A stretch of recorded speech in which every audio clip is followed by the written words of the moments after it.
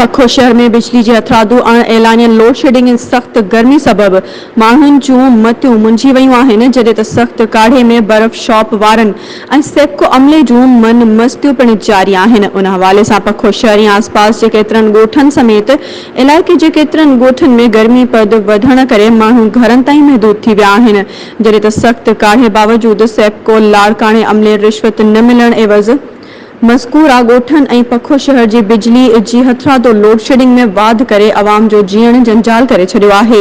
ॿिए तरफ़ इलाइक़े में बर्फ़ अणलभ ऐं महांगाई थी वई आहे। बर्फ़ वठण लाइ बर्फ़ जे दुकाननि ऐं अॾनि ते माण्हुनि जा मेला मतल आहिनि।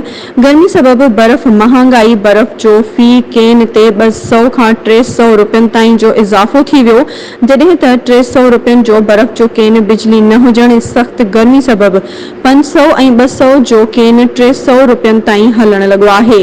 बर्फ़ जे कारखानेदारनि ऐं दुकानदारनि जे हिक हटी बरक़रार हुजण सां ग़रीब ऐं मस्तूर तबिको परेशान। बर्फ़ वठण लाइ माण्हुनि जी रश, जंहिं सबबि हिक ॿिए खे धका झेड़ा रोज़ जो मामूल बणियल आहिनि। पखो रिपोर्ट अब्दुल वहीद मेयो।